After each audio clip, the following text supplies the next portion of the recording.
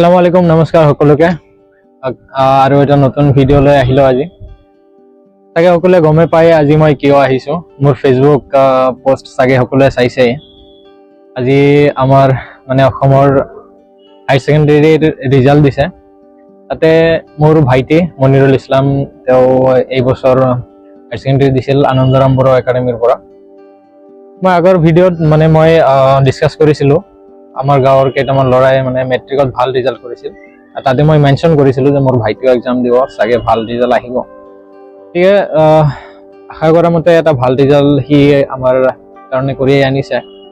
তেওঁৰ মেট্ৰিকত পাৰ্চেণ্টেজ আছিল 91 ছামথিং।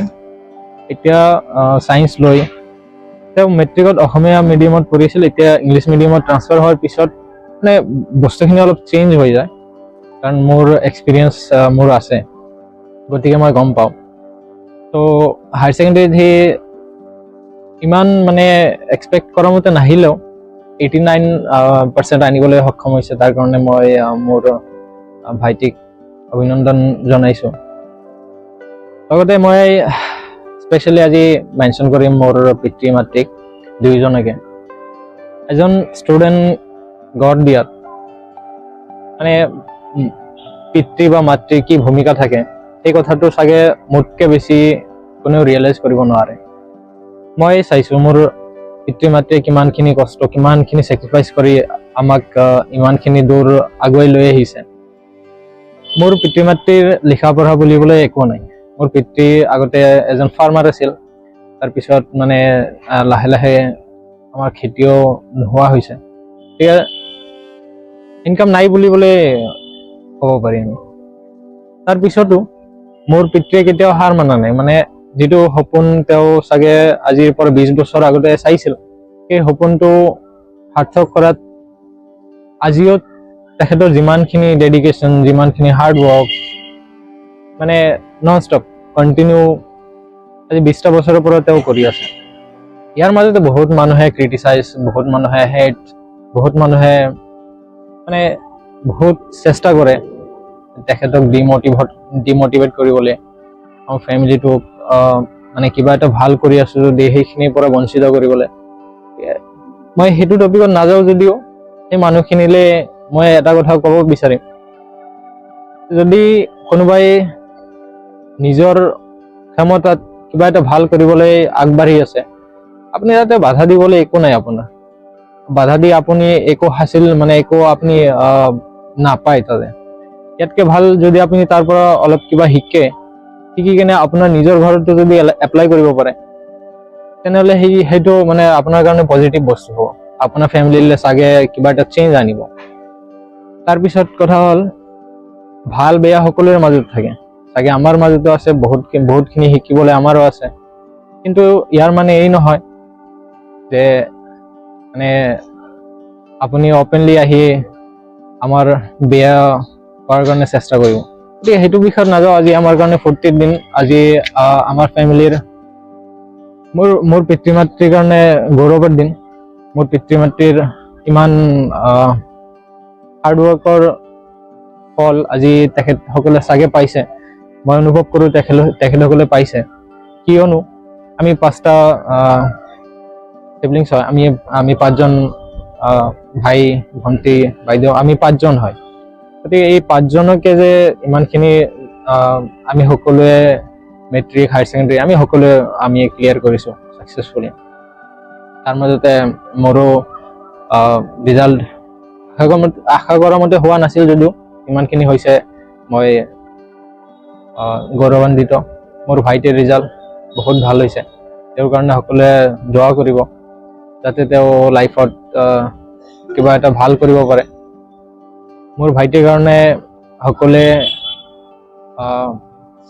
আপোনালোকৰ সন্মুখতে যদি থাকে চেষ্টা কৰিব তেওঁক যাতে মানে সুপথে ৰাখিব পাৰোঁ আমি। তাৰপিছত কথা হ'ল মোৰ দাদা মকবুল হুছেইন। মানে এটা ফেমিলিৰ সকলো ফেমিলিতে এটা পিলাৰ থাকে। আমাৰ ফেমিলিৰ পিলাৰ হ'ল মোৰ দাদা। মই মেনশ্যন নকৰাকৈ মই মানে এই ভিডিঅ'টো কমপ্লিট কৰিব নোৱাৰোঁ।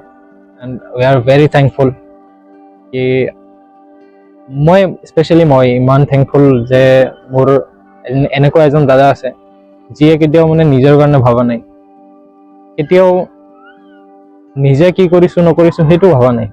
মোৰ সৰু ভাইটিখিনি ভণ্টি কি কৰি আছে, তেওঁলোকৰ লিখা পঢ়াৰ কি নিডছ আছে, সেই কথাখিনি তেওঁ সকলো সময়তে মাথাত ৰাখি আমাক ছাপোৰ্ট কৰিছে।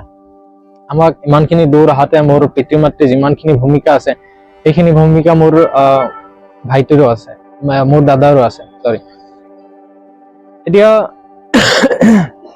মোৰ কেইটামান মেছেজ ছ'চাইটিলৈ আছে, যিসকল মাতৃ পিতৃয়ে তেওঁৰ সন্তানক ভাল এটা ভৱিষ্যত গঢ় দিয়াত ভৱিষ্যতৰ দিশে লৈ যাব খোজে, তেওঁলোকৰ কাৰণে মোৰ কেইটামান মেছেজ মই মোৰ পিতৃ মাতৃৰ পৰা শিকিছোঁ যে সন্তানক এখন ভাল স্কুল বা এখন ভাল কলেজত দিলেই যে তেওঁ ভাল মানুহ হৈ যাব বা ভাল ৰিজাল্ট কঢ়িয়াই লৈ আহিব, কেতিয়াও সম্ভৱ নহয়। মই চাইছোঁ কিমান ভাল ভাল কলেজত পঢ়িও, কিমান ভাল ভাল স্কুলত পঢ়িও ষ্টুডেণ্টখিনি ভাল পথত যাব নোৱাৰে, ভাল এটা ৰিজাল্ট আনিব নোৱাৰে। এতিয়া আপোনাৰ কাৰণে কি আছে? আপুনি ফাৰ্ষ্ট থিং আপোনাৰ লক্ষ্য থাকিব লাগিব যে মই ইমানখিনি আগুৱাই যাম। সেই লক্ষ্যখিনিত যাবলৈ হ'লে আপোনাকো বহুতখিনি বস্তু চেক্ৰিফাইচ কৰিব লাগিব। মোৰ পিতৃ বহুত মানে বয়সীয়াল হ'ল এতিয়া, কিন্তু কেতিয়াও আমি এনেকুৱা ফিল কৰা নাই যে আমাক কিবা এটা প্ৰয়োজন হৈছে আৰু আমাৰ পিতৃয়ে আমাক সহায় কৰা নাই।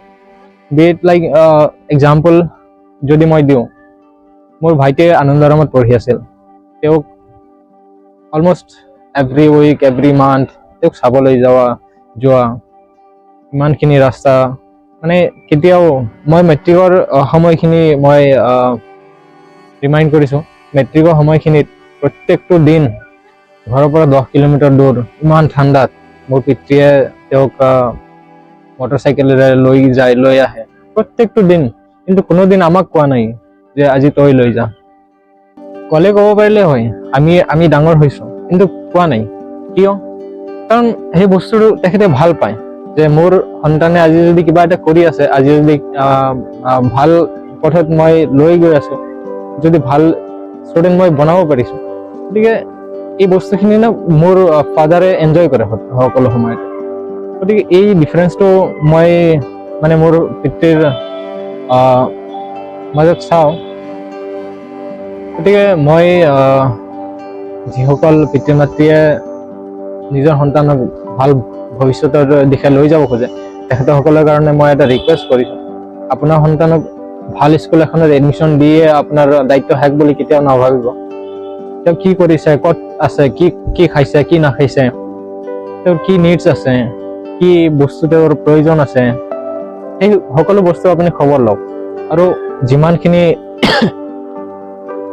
হাৰ্ডৱৰ্ক আপোনাকো কৰিব লাগিব, গতিকে সেইখিনি বস্তুৰ কাৰণে সদায় প্ৰিপেয়াৰ থাকক, তেনেহ'লে এটা ভাল ৰিজাল্ট আহিব। ভাল ৰিজাল্ট অহাৰ পিছত চাওক, ধৰি লওক মেট্ৰিকত ভাল ৰিজাল্ট কৰিছে, তাতে আপোনাৰ ডিউটি শেষ হৈ নাযায়, তাৰপিছত হায়াৰ ছেকেণ্ডেৰী, তাৰপিছত গ্ৰেজুৱেশ্যন।